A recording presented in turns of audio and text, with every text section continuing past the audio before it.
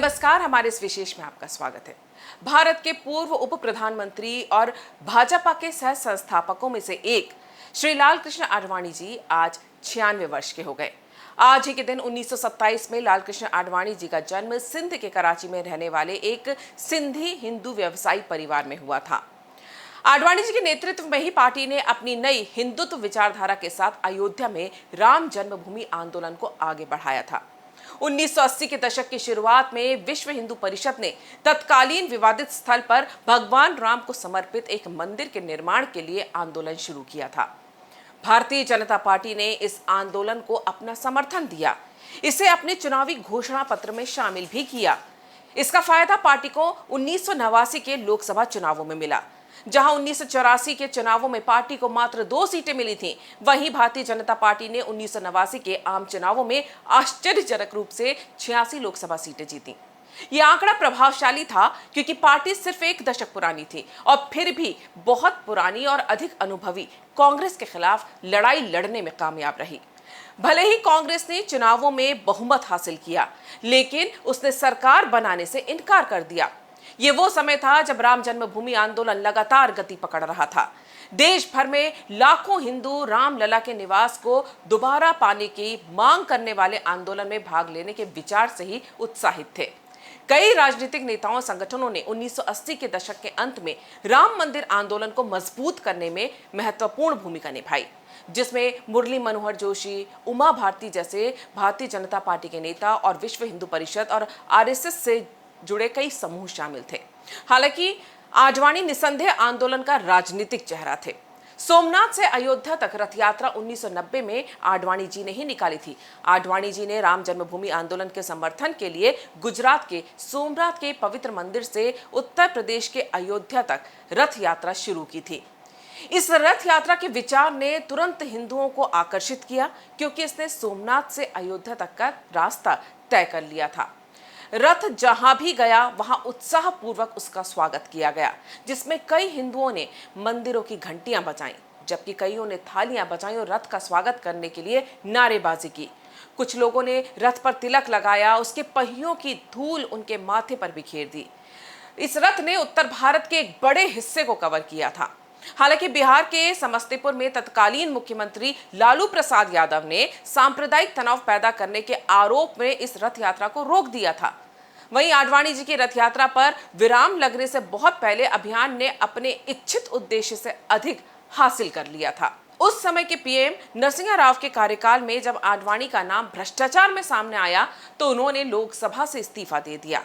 उन्होंने घोषणा की कि जब तक उनके दामन पर लगा ये दाग नहीं छूटेगा, वो चुनाव नहीं लड़ेंगे। 2 साल बाद आडवाणी जी बेदाग छूट गए। फिर चुनाव मैदान में कूदे और जीतकर दोबारा लोकसभा पहुंचे। उनका ये कदम भारतीय राजनीति में उदाहरण के रूप में पेश किया जा सकता है कि भ्रष्टाचार के आरोप मात्र से कोई नेता इस्तीफा दे दे और आरोप से बरी होने के बाद ही चुनाव लड़ने की घोषणा करे। अब तो राजनीति के लोग ये कहते हुए आपको मिल जाते हैं कि आरोप ही तो लगा है, अदालत में साबित नहीं हुआ है। कई तो जेल से सरकार चलाने की भी बातें करते हैं। आडवाणी जी का लंबे समय तक नरेंद्र मोदी से गुरु शिष्य जैसा रिश्ता रहा है। गोधरा के दंगों के बाद जब पूरा विपक्ष हमला कर रहा था, बीजेपी के कई लोग चाहते थे कि नरेंद्र मोदी इस्तीफा दे दें, पर तब भी कोई अगर मोदी के साथ खड़ा रहा और गुजरात में सीएम नहीं बदला तो वो आडवाणी की दृढ़ इच्छा शक्ति ही थी।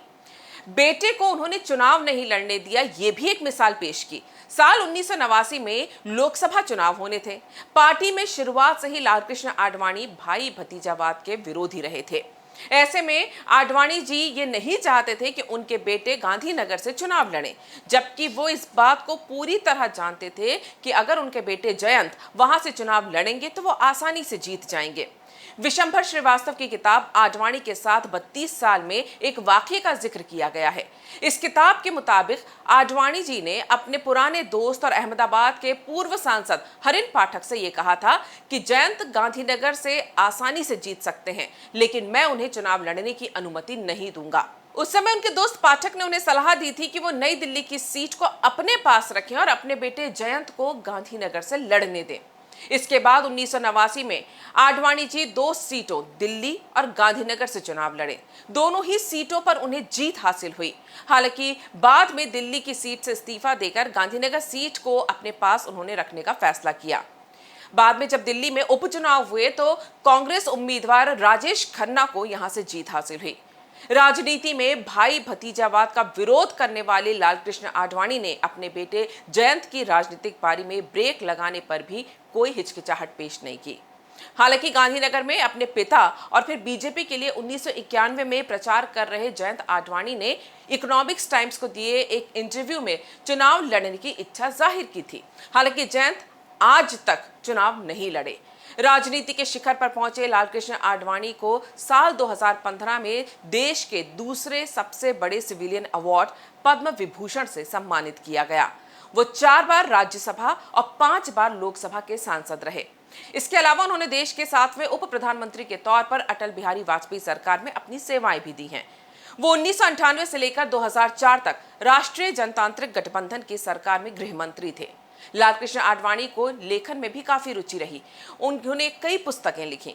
19 मार्च 2008 को भारत के पूर्व राष्ट्रपति रह चुके वैज्ञानिक एपीजे अब्दुल कलाम ने इनके द्वारा लिखी गई पुस्तक my country my life release की थी। इसके अलावा इन्होंने सुरक्षा और विकास के नए दृष्टिकोण, एक कैदी का कबाड़ नामक पुस्तकें भी लिखी। आज जब राम मंदिर की प्राण प्रतिष्ठा की तैयारी चल रही है, तब पांचजन्य परिवार राम मंदिर आंदोलन के सबसे बड़े नायक आडवाणी जी की लंबी उम्र की कामना करता है। अगर आपको हमारा ये वीडियो पसंद आया है तो इसे लाइक करें, शेयर करें और हमारे चैनल को सब्सक्राइब करें।